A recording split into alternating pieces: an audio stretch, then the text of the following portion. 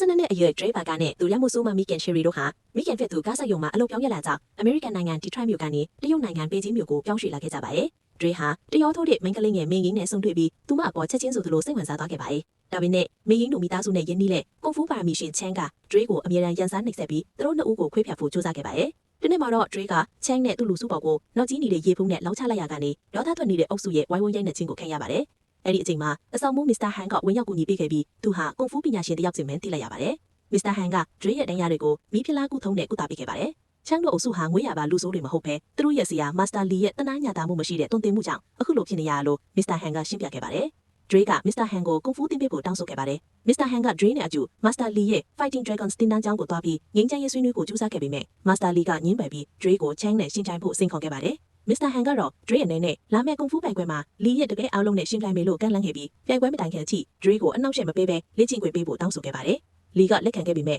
Dre ပါပြိုင်ပွဲကိုရောက်မလာရင်နှစ်ယောက်လုံးကိုနာကျင်အောင်လုပ်မယ်လို့ချင်းချောက်ခဲ့ပါတယ်။ Mr. Han က Dre ကိုကွန်ဖူးသင်ပေးရမှာနေ့စဉ်လူမှုဘဝလှုပ်ရှားမှုတွေကနေတဆင့်သင်ချောက်ပေးပါတယ်။ကွန်ဖူးရုပ်တောက်ချက်ဟာလက်သီးနဲ့ခွန်အားမဟုတ်ဘဲတည်ငြိမ်မှုနဲ့ရင့်ကျက်မှုဖြစ်တယ်လို့ဆိုပါတယ်။ Dre ကိုသူ့ရဲ့ဂျက်ကင်အင်ဂျီကိုတက်ခါတလဲလဲချွတ်ခိုင်းကောက်ခိုင်းတာမျိုးတွေလုပ်ခိုင်းပြီးကျွမ်းမစမိုက်ငင်းဖုတ်ပြိုးအောင်လေ့ကျင့်ပေးခဲ့ပါတယ်။လေ့ကျင့်မှုတွေရက်တပတ်တာအနေငယ်ကြပြီးနောက် Dre ဟာမေရင်ကိုကြောင်းပြေးဖို့တိုက်တွန်းခဲ့ရကနေမေရင်တို့မိသားစုက Dre ကိုအပေါင်းအသင်းဆိုးလို့သတ်မှတ်ပြီးသူတို့ချင်းတွေ့ခွင့်ပေးလိုက်ပါတယ်။တစ်ဖက်မှာလေ Dre ဟာ Mr. Han တယောက်အရက်မူးပြီးသူ့ပြင်းနေတဲ့ကားကိုရိုက်ခွဲနေတာကိုတွေ့လိုက်ရပါတယ်။လွန်ခဲ့တဲ့နှစ်ပေါင်းများစွာက Mr. Han ရဲ့ပေါ့ဆယ်မှုကြောင့်ကား accident ဖြစ်ပြီးဇနီးနဲ့10နှစ်အရွယ်သားလေးတည်ဆုံးခဲ့ရတာပါ။ Mr. Han ဟာသူ့ကိုယ်သူအပြစ်ပေးတဲ့အနေနဲ့နှစ်တိုင်းအဲ့ဒီကားကိုပြန်ကျင်ပြီးမတော်တဆမှုဖြစ်တဲ့နေ့ရောက်တိုင်းပြန်ဖြတ်စည်းလိရှိပါတယ်။ Dre က Mr. Han ကိုစိတ်တရားကနေကြော်လွတ်နိုင်အောင်ကူညီပေးပြီးပို့စူးစမ်းပြီးလေ့ကျင့်ခဲ့ပါတယ်။နောက်ပိုင်းမှာ Mr. Han ရဲ့အကူအညီနဲ့ Dre ဟာမေရင်ရဲ့ဖခင်ထံကိုတရုတ်ဘာသာစကားနဲ့တောင်းပန်စာရေးသားဖတ်ကြားခဲ့ပါတယ်။မေရင်ရဲ့ဖခင်ကခွင့်လွှတ်ပေးပြီးမေရင်ကိုလည်းပြိုင်ပွဲသွားကြည့်ဖို့ခွင့်ပြုခဲ့ပါတယ်။ပြိုင်ပွဲမှာ Dre ဟာအစပိုင်းမှာကြောက်ရွံ့နေပေမဲ့ပြိုင်ဘက်တွေကိုအတယောက်တယောက်ဖြင့်အနိုင်ရယူနိုင်ခဲ့ပါတယ်။ဒေါသထွက်နေတဲ့ Master Lee ကသူ့တပည့်လျန်ကို Dre ရဲ့ခြေထောက်ကိုတန်ရာရအောင်လုပ်ဖို့အမိန့်ပေးခဲ့ပါတယ်။လျန်ကမလုပ်ချင်ပေမဲ့အမိန့်အတိုင်းလုပ်လိုက်ရတာကြောင့် Dre ရဲ့ခြေထောက်ပြင်းထန်စွာတန်ရာရသွားပြီးလျန်ကတော့ပွေးပယ်ခံလိုက်ရပါတယ်။ Dre ဟာ